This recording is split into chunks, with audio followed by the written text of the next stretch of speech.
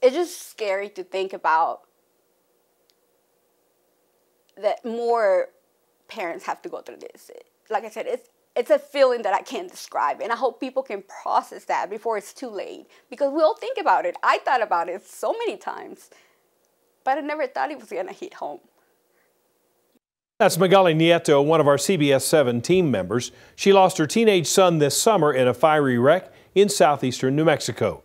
The New Mexico-Texas state line is being called the most dangerous area in the region, and it's caught the attention of New Mexico's Department of Transportation. As CBS7's investigative reporter Haley Harrison shows us, a 5-week-long state police project called Operation Arrive Alive resulted in some shocking facts. Haley? Jay, one fact that stuck out is the amount of speeders on Highway 128. New Mexico State Police say on any day, some 6,000 vehicles drive down 128 west of Jal. More than 4,000 of those drivers are speeding. Charred spots on Highway 128 mark the spot where 5 people died in a fiery crash July 11th.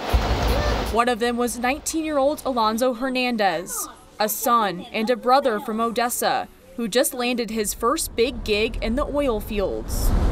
The first day after he got out of work, he came home, he was so excited to show me. His hands were rough, and he was like, "Look, Mom, look at my hands."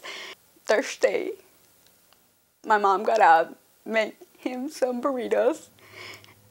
He was messing around with my mom. It's like, "No, Mom, no, abuelita, why did you put chorizo? I don't like that chorizo."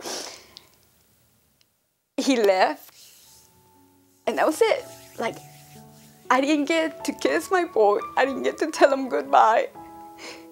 Magali Nieto is a co-worker of mine and Alonzo's mother.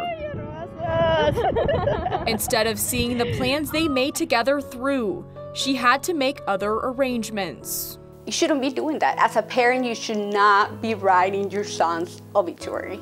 How do I explain to my 3-year-old daughter when she walks into the room and goes like, "Mama, ¿dónde está Alonzo?" Like, "Mom, where's Alonzo?" She goes like, "Alonzo." It's something that you can't explain, and she's 3 years old and she misses her brother.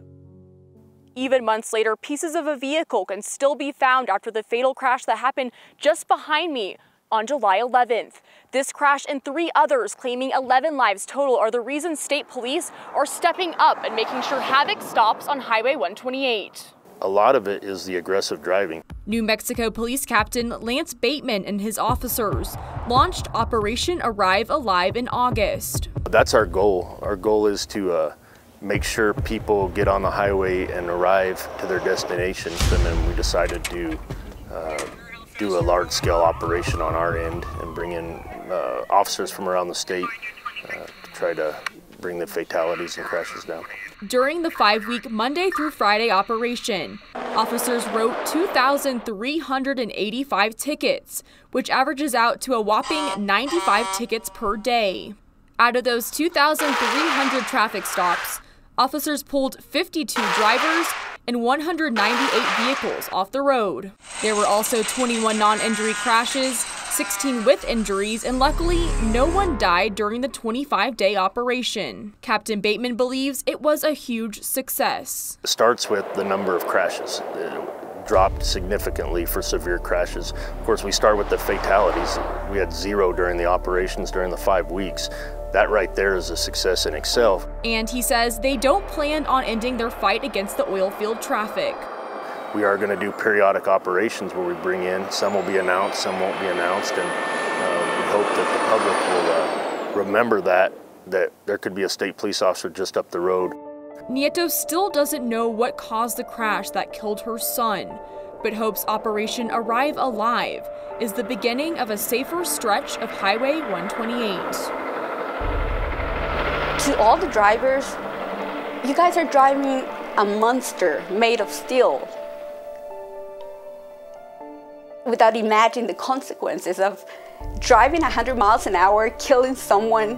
Not only your life will be changed forever, but you will change somebody else's life forever. You will turn somebody else's life upside down.